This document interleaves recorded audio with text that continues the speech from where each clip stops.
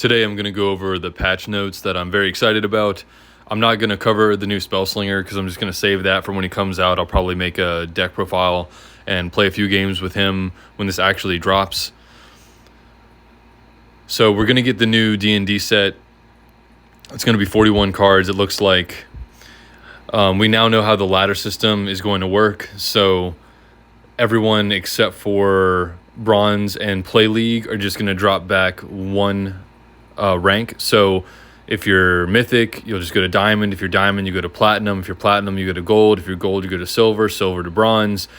And Bronze will go to the start of Bronze, and Play is unaffected. I like this a lot because Diamond to Mythic is 500 trophies, and that's obviously the hardest tier to get into.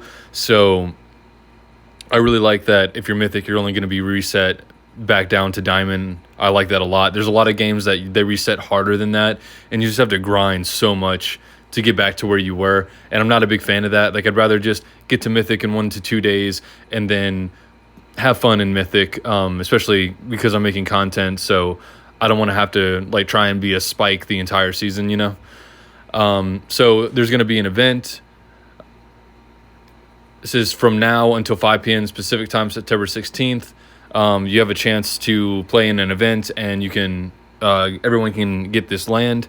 So I'm very interested in this land, the Yawning Portal, starting on turn 6. You have a chance to add a random legendary card to your hand instead of drawing a card. If so, this turn's mana gem is empty. So when my initial thoughts on this card are, it's very good for ramp and it's very good for control because it allows you to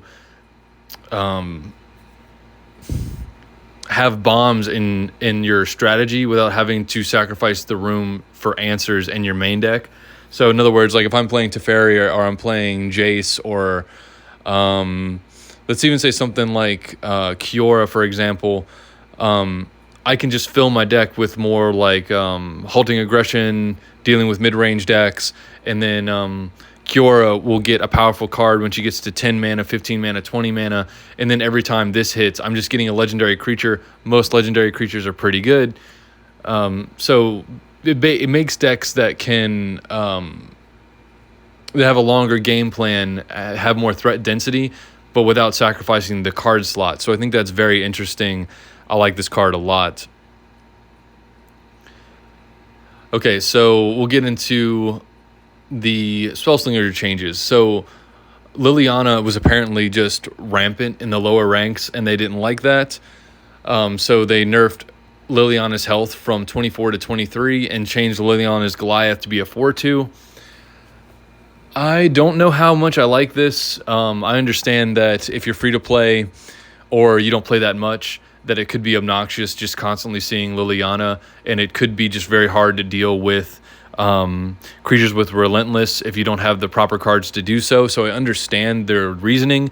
I do like the Liliana's Goliath nerf to 2 toughness because it just kind of, I feel like it just got too much value with 3 toughness, where it's just it can get 2 creatures when it's on the board naturally, and then 2 more when it's Relentless. And so I like that it's really just a 2-for-1 and not like a 3-for-1 or a 4-for-1. So I really like that change.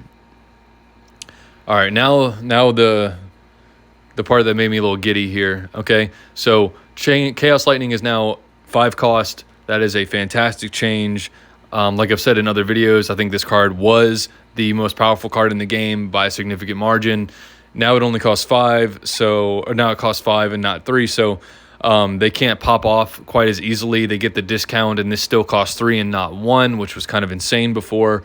I think it'll slow down the deck just enough. The control decks that are running negates will really have an advantage against Raw because in this game, if you negate a spell, then it doesn't count as it like being cast. So it's not like the Raw's ability won't proc. So they still have to play 2 more spells before they even get the discount, and this costing more. It just seems like it's going to take a lot longer to set up. It's going to take a lot longer for them to deal with the aggressive boards. They can't just throw out a bunch of spells. Then on turn 4, they're dealing like 8 to 10 damage between your face and your board. And if you're playing something aggressive, a lot of your things probably only have 1 toughness or maybe 2 toughness. And so it was just way too easy for them to stabilize. It was way too easy for them to kill the face. But it's still a really good card, and I think Rawl is still a good Spellslinger. It's just not crazy. Breaching Serpent, I don't know if I agree with this or not. It did feel crazy whenever you would pop off, but generally speaking, like it didn't feel like it was super fast, because the removal in this game is still good. Like you have Foul, and you have Smite the Monstrous, and you have Path, and you have Shell Game, and so on. So it's just, I understand if they didn't have the answer, then they're getting hit.